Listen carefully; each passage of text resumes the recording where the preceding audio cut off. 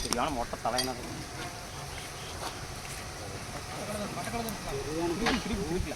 பாத்தியா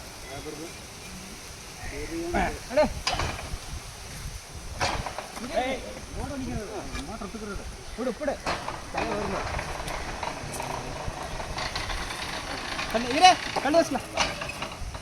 கண்டு எடுத்துங்க ஒரு கட்டை இதே எத்தனை எங்கே கரெக்டாக